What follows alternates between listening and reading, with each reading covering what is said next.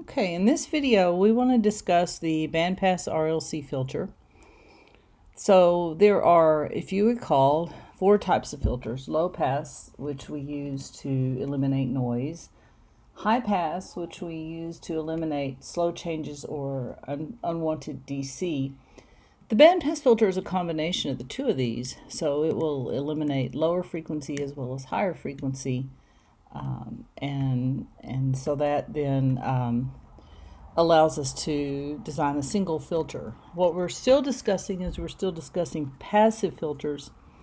So when we say bandpass RLC, we mean that we're using a resistor, an inductor, and a capacitor, which means we have two active elements. So let me talk a little bit, first of all, about some characteristics and definitions of bandpass filters.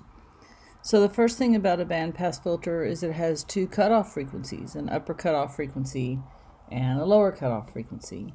And the magnitude of the transfer function is 1 over the square root of 2 at both of these cutoff frequencies. So what that means is that the denominator of your transfer function is going to have to be a quadratic so that you can get two roots, which would translate into two different cutoff frequencies. The center frequency is defined as omega naught, and mathematically it's the geometric mean of the upper and lower cutoff frequencies. At the center frequency, the magnitude of the transfer function is at its maximum. The maximum it can ever be in a passive bandpass filter is 1. It can go below 1 if you have what we refer to as a loaded filter, meaning you take a filter and you put a resistive load on it. So that's going to decrease that magnitude. But an unloaded filter, the magnitude of the transfer function is maximum at the center frequency. It's equal to 1, and it has 0 phase. So the transfer function at the center frequency, where we have maximum gain, is purely real. The bandwidth, defined as beta, is the difference between the upper and the lower cutoff frequencies. And the quality factor, Q, is the ratio of the center frequency over the bandwidth. Now, of these 5 different quantities, we can only uniquely specify 2 because they are interrelated to each other, and this is one of the issues with the bandpass filter. The other issue with the bandpass filter is, as you'll see, it's not particularly flat, and the characteristics are not symmetric. So let's look then at one way to implement a bandpass filter. So first of all, because the filter has two cutoff frequencies, as we said before, there need to be 2 poles in the transfer function. So you'll have a second order polynomial.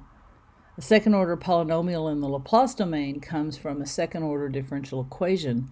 A second order differential equation comes from more than one energy storage element. So this requires 2 energy storage elements. The most common way to implement a passive RLC filter is with a series or parallel RLC circuit. So what we show here is the series circuit. Now let's think about this logistically. If you have very low frequencies, the voltage will appear mostly across the capacitor. If you have very high frequencies, the voltage will appear mostly across the inductor.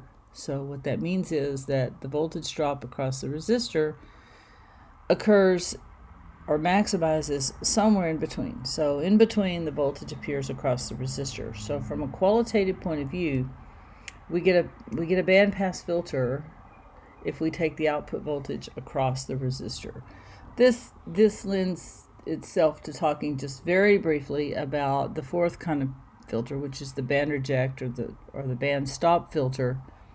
So if we didn't take the output voltage across the resistor and instead took it across the combination of the inductor and capacitor, we would have a band stop filter because we would pass lower frequencies at the capacitor, we'd pass higher frequencies at the inductor. This semester we're not going to talk about band stop filters, at least not in this lecture. So we're talking about band pass, so we take the output voltage across the resistor. So this is a figure that illustrates for an RLC passive filter, and passive once again means no transistors, no op amps. It shows the magnitude of the transfer function. And you can see that here at the center frequency, omega naught, we have a magnitude of 1. 1 over the square root of 2 occurs both to the left and to the right. And so the bandwidth then is the width right here. So you can see by looking at this, you tend to have a steeper slope toward middle frequency on the lower end of the frequency spectrum. On the higher end, you have kind of a slower decay toward cutoff. It's not very flat. The transition is not very steep. So there's limits for how practical this filter is. A lot of times, if you can't use solid state devices like op amps and transistors, this is a good alternative. For example, if you have a system where you have a high current or a high voltage, and electronic components, active components, just will not tolerate that high current voltage. So this is what the figure looks like of the magnitude. Here's the phase. The second order filter starts at 90-degree phase and transitions slowly to minus 90 degrees, having 0-degree phase right here at omega naught. Now that's going to be useful in calculating where omega naught occurs. All right, so the first thing we do is we transform the filter components to the Laplace domain, and this is all about getting a transfer function. So we transform the components to the Laplace domain, and then we're going to use the voltage divider rule to get the transfer function in the Laplace domain. So we're going to take the output voltage across this resistor, divide it by the sum of all three, and multiply it by the input voltage. So that'll give us a transfer function once we divide V in by V out and do some mathematical simplification. This is the function of S that we get for the transfer function when the voltage is taken across the resistor. Now, of course, to get the frequency response, the next thing you do is you substitute j omega for the variable S, and then we find the magnitude by finding, literally by finding the magnitude of this complex number. We find the phase by finding the angle of this complex number. So this is the expression right here for the magnitude, and this is the expression for the phase. So now we want to find out sort of how we find the components. So the easiest one is finding the center frequency. If you recall, we said the center frequency occurs when the transfer function is real because there's zero phase. So if you look, we have a purely imaginary number in the numerator here. So the only way to make this transfer function real is for the denominator also to be purely imaginary so that the j's cancel out, which means that the real part here in the denominator has to go to 0. So minus omega squared plus 1 over LC has to be 0 at omega naught. So omega naught, that occurs when omega naught is 1 over the square root of LC.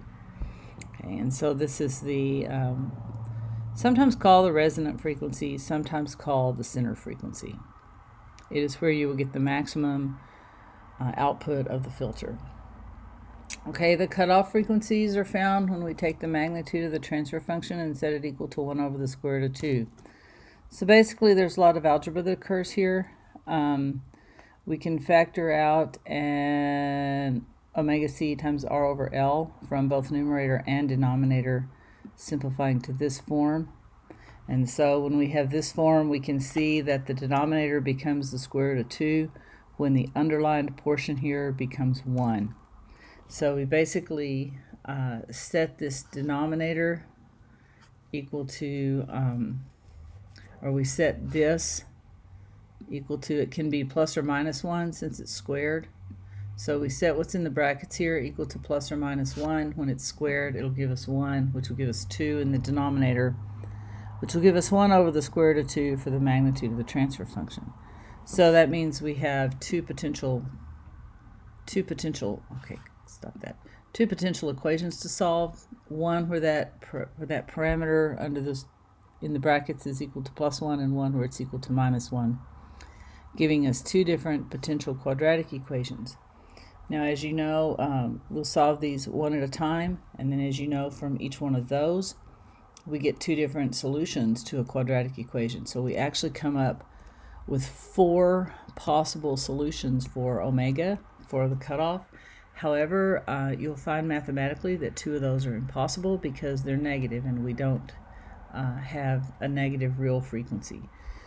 So when we eliminate those, we end up with two possible solutions for the cutoff frequency that come out of those two quadratic equations.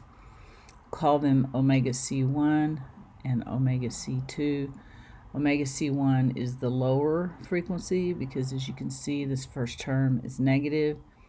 You can see the second term is always going to be greater than the first, so this will be a positive frequency. But because you're subtracting R over 2L, this is the smaller one. Omega C2 is the higher cutoff frequency. There is a relationship between the center frequency and the cutoff frequencies. Omega naught, the center frequency, is the geometric mean. The geometric mean is the square root of the product. So we take the product of omega C1 and omega C2 and take the square root of that, and we end up with 1 over the square root of LC, which you could actually prove if you did the math, if you're so inclined to do the math. It's not actually that hard, because if you look at this is a product of sum and difference of two terms, so it's basically the difference of each term squared. The R over 2L squared are going to cancel out everywhere, and you're going to be left with 1 over the square root of LC. So that's that. Now the relationship between the bandwidth and the cutoff frequencies is very straightforward. The bandwidth is just omega C2 minus omega C1. And then if you have a series RLC filter, the bandwidth is R over L. The quality factor, as we defined before, is omega naught over beta. And if you want to put that in terms of R, L, and C, you can do that by substituting for omega naught and substituting for beta. So in summary, we have all these formulas: quality factor, center frequency, bandwidth, and each one, if you notice, for example, if we look at the bandwidth here, they can be in terms of one another, or they can also be in terms of R, L, and C. Now, once you choose one of the R, L, and C is unspecified. So typically, in order to do a design, you have to start with either a value for your resistor, your inductor, or your capacitor. Then the equations that relate beta and omega naught and omega C1 and omega C2 to each other are basically, those come from, those then set limits. If you have design specifications, those are going to set limits on your capacitance and your inductance. So let's suppose you wanted to design a filter that had a bandwidth of 25 kiloradians per second. Okay, if you have selected an inductor value because that's what you have available, then the resistor value is fixed and is determined by beta. And then the capacitor value, if you want to select your upper or lower cutoff, it's determined by one of these relationships, but not both, because you've already got R and L, so you've got to pick C to satisfy either omega C1 or omega C2, and then the other one is going to be automatically fixed because of the relationship between the two. So that's what I meant earlier when I said that of these multiple parameters, you're able to specify two. So your design approach is one of your circuit elements you have to choose. The other two are then fixed by a maximum of 2 design specifications. If you have more than 2 specifications, you've overspecified the problem because they have relationships between one another. All right, so that's that. Let me go back. So you can put, and this is a very handy little formula, and this is kind of what I mean between they all have relationships with one another. So suppose you specify the bandwidth and the center frequency, then omega C1 and omega C2 are fixed because they're related. Or suppose you specify omega C1 and beta. If you specify omega C1 and the bandwidth, then of course, because the bandwidth is omega C2 minus omega C1, you've automatically fixed omega C2. And then, And then omega naught is just kind of whatever the equation says it's going to be. So you can't specify all of them because these equations have to be true. So a bandpass filter passes voltages at frequencies within the pass band. It's kind of a summary.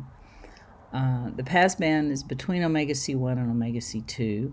It attenuates frequencies outside of the pass band. Now, this is an important equation because basically this equation represents a passive RLC unloaded bandpass filter. So if you want to find, if you have a transfer function, if this term in the denominator, beta, is going to specify your bandwidth, this term in the denominator is going to specify your center frequency. So you literally, given a transfer function and being told that this is a passive RLC circuit, you can read directly from the transfer function what's the bandwidth and what's the center frequency squared. The maximum value that you will have in your numerator will be beta, because that would translate to a gain of 1 when omega is equal to omega naught. If this is smaller than beta, it means your filter has some resistive load somewhere. If this is larger than beta, you do not have a passive RLC filter. This is some other transfer function. All right, the other kind of filter that we could have that basically has the same performance is the parallel RLC. Now you're going to notice right away that these are not all in parallel. However, what happens is, because we really would prefer our transfer function to be unitless and would input over output voltage, we took what was a parallel current source with resistor, inductor, and capacitor, and we did a source transformation on the current source in parallel with the resistor to give ourselves a voltage source in series with the resistor. So really it is a parallel RLC where a source transformation has been done so that you're able to put the transfer function in terms of output over input. So in doing that, we kind of do the same thing. We have to find an equivalent impedance between the parallel LC. We use a voltage divider so that we can put output voltage over input voltage. And then from there, you can see this is our transfer function. So you remember from the previous slide that the term multiplying the S in the denominator is beta. So our bandwidth, we can read directly, is 1 over RC. Omega naught squared is 1 over LC. So omega naught is the square root of 1 over LC. So that's why that general form of the transfer function is really useful. If you have this in terms of R's, L's, and C's, it'll give you information on bandwidth. All right, so for the parallel RLC filter, here are the defining equations. Mostly this is kind of a, just an experience in doing design problems where you're given specifications on either omega C1, omega C2, beta, Q, or omega naught. So you're given 2 of those, and then your job is to select or determine the R, L, and C that will satisfy that. So to summarize RLC bandpass filters, and this is pretty straightforward. We don't dwell on this a lot, but it is important to see because, as I said, there are some specialized situations where the only kind of bandpass filter that you can use is a passive filter. So first of all, there are relationships that we've seen between the bandwidth, the center frequency, Q, and the cutoff frequencies. The quantities above, bandwidth, Q, center frequency, and cutoff, are determined by R, L, and C, and by whether it's a series or a parallel filter. Now, because of all the interrelationships, only 2 of the above quantities can be specified because the others are then going to be set by the equations that relate them to one another. There are some general equations for second-order passive RLC filters that are in terms of bandwidth and center frequency, and these are independent of series or parallel configuration. And then finally, the maximum gain that one can achieve occurs at the center frequency and is equal to 1 as long as the filter is not loaded.